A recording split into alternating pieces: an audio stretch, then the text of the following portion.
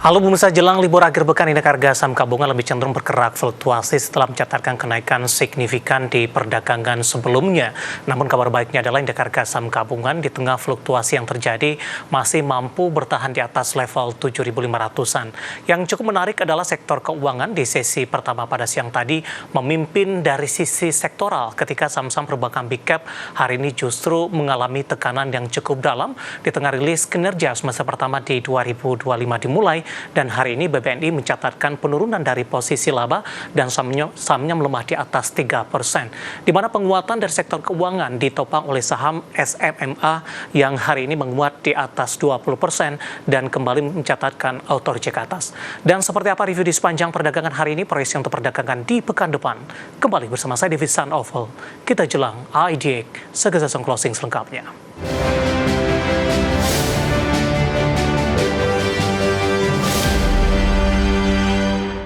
Dan mengawali perjumpaan pemirsa, saya akan coba sampaikan update pergerakan indeks harga saham gabungan di 30 menit jelang penutupan perdagangan di sesi kedua hari ini.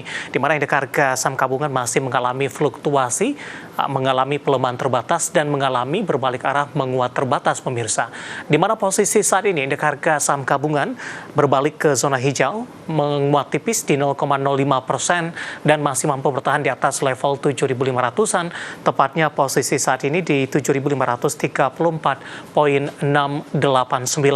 Di mana secara intraday pemirsa dibuka di sesi pertama pada pagi tadi, indeks harga saham gabungan dibuka di zona hijau, tepatnya di 7.542,375. Intraday tertinggi di 7.552,775. Level ini disentuh pasca pembukaan di sesi kedua pada siang tadi, setelah sebelumnya di perdagangan sesi pertama lebih cenderung tertekan. Sementara intraday terendah hari ini di 7.515,125. Dan kita sama-sama berharap indeks harga saham gabungan tetap bertahan di zona hijau dan tetap bertahan di atas level 7.500-an di penutupan jelang libur akhir pekan kali ini. Saham-saham yang menjadi penopang penguatan indeks harga saham gabungan sektor keuangan memimpin dari sisi pergerakan sektoral di sesi pertama siang tadi, ditopang oleh saham Sinarmas Multiarta Tbk atau SSMA. Ditutup hari ini menguat atau bergerak auto reject atas pasca pembukaan tadi di 19,55% penguatan, 19,95% dan berada di level Rp22.700 per saham, di mana SSMA menguat ketika dari saham-saham perbankan big cap di hari ini lebih cenderung tertekan, di mana BBRI melemah di 1,77% di 3.880, BBNI melemah di 3,08% 4.090 di tengah rilis kinerja hari ini. Sementara untuk posisi dari BBRI juga tertekan di 1,77%, 3.880, dan juga BBCA pemirsa hari ini juga melemah tapi terbatas di 0,29% di 8.475. Kemudian dari saham grup Prayogo Pangestu hari ini lebih cenderung bergerak mix, di mana BRPT melesat di atas 11% di Rp2.470 per sahamnya. Kemudian PTRO melemah di 1,35% di Rp3.650. Cuan bergerak stagnan di 1.535. Kemudian Brent hari ini melemah di 0,65% di Rp7.675 per saham. Sementara untuk CDIA hari ini mengalami auto reject atas, menguat di 10% di 1.665 karena CDIA diperdagangkan masuk ke dalam papan FCA hari ini.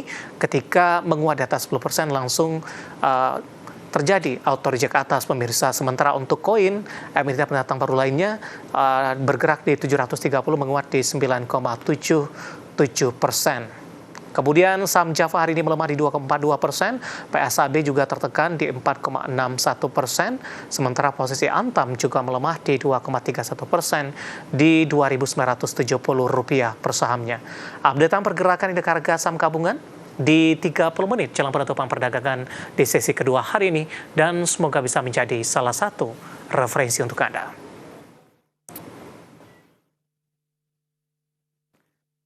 Dan selanjutnya mari kita coba simak beberapa sentimen yang berkembang yang berhasil dihimpun oleh tim redaksi kami di sepanjang perdagangan hari ini dan diproyeksikan akan mempengaruhi pergerakan indeks harga saham gabungan.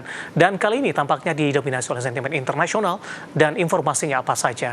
Mari kita simak rangkuman yang berikut ini.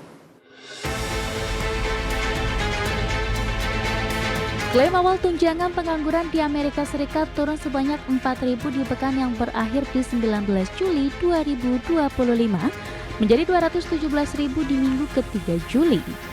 Angka ini jauh di bawah ekspektasi pasar yang memperkirakan kenaikan menjadi 227.000.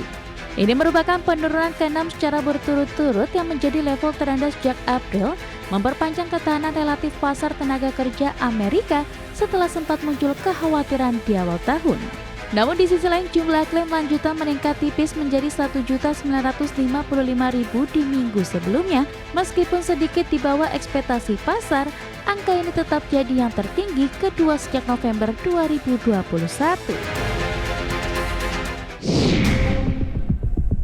Dari Eropa, Bank Sentral Eropa atau ECB memutuskan mempertahankan suku bunga acuan di level 2% setelah sebelumnya memangkasnya 8 kali dalam setahun terakhir. Keputusan ini diambil di tengah kondisi inflasi yang telah kembali ke target dan ketidakpastian global yang tinggi terutama akibat tensi dagang dengan Amerika Serikat. ECB menilai perekonomian kawasan Euro masih cukup tangguh di tengah tekanan global, namun potensi penerapan tarif baru dari Amerika menjadi perhatian utama. Uni Eropa dikabarkan hampir mencapai kesepakatan tarif 15% dari Amerika, lebih rendah dari ancaman tarif 30% sebelumnya.